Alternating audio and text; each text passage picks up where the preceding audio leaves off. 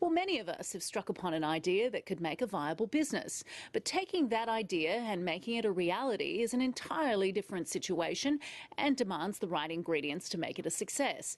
To find out some of the secrets to this success and how to take your business to the next level, I spoke to business consultant Marcus Tarrant, who's the creator of the Business Planning Toolkit. Marcus Tarrant, welcome to Business Today. Thanks, Whitney. Now, you say that business ideas aren't necessarily valuable and that most ideas don't actually make it to being a business. Why is that? There's so much work that goes in from turning a concept into a business. There was something I was looking at last night, which is let's create a medical device for 1/4 the price that it currently is. So obviously to turn that idea into something that's actually implementable and valuable, there's a lot of work that's got to go into the background, and that's probably at the high end of the extremes, but even simple business ideas require a lot of commitment to take them to the next step. Most people who start a business, they call it a startup. Yep.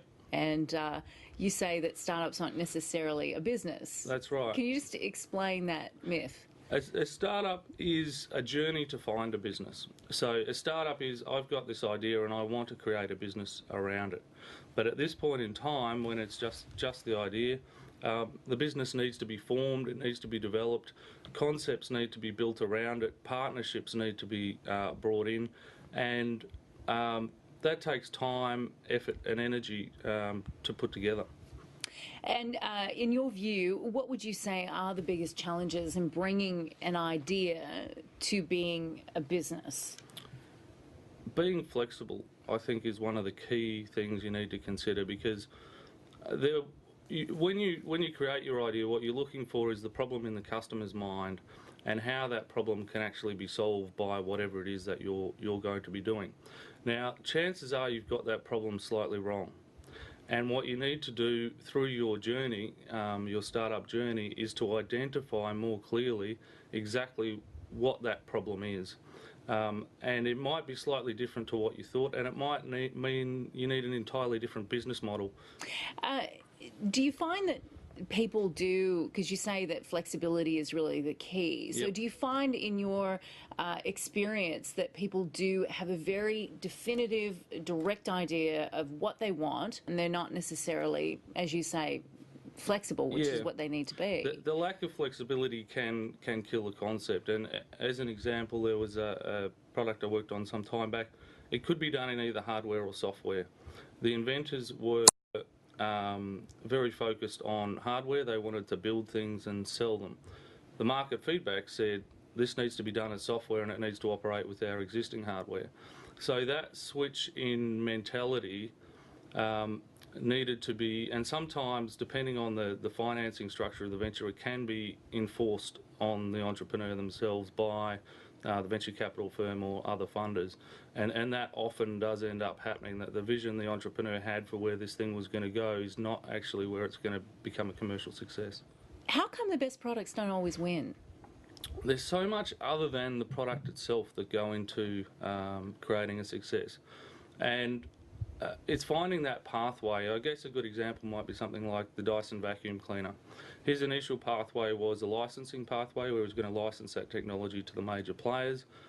They weren't interested in adopting that product. So unless he raised the capital and went down the pathway, which he did, was, well, I'm going to compete with them, that product never would have got to market, even though it may have been superior in a lot of ways to the existing incumbent. And there's a lot of resistance in the market. And then, people would have lost out because we wouldn't have our Dyson vacuum cleaners. Exactly.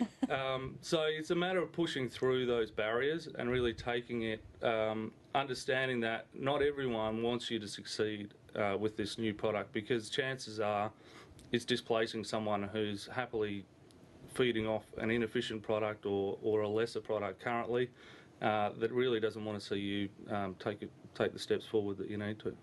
And just in your view, in your experience, can you just tell me, do you find that Australians are more entrepreneurial and that we have more of an entrepreneurial spirit than you've seen in other countries?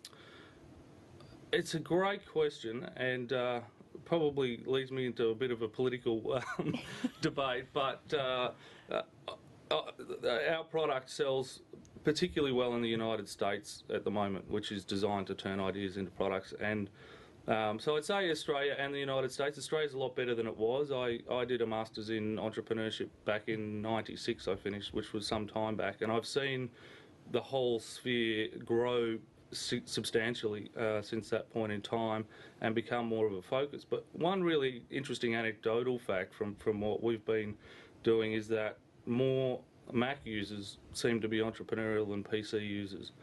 Most of our clients use a Mac to turn their ideas into products. That's interesting. Is that because creative minds?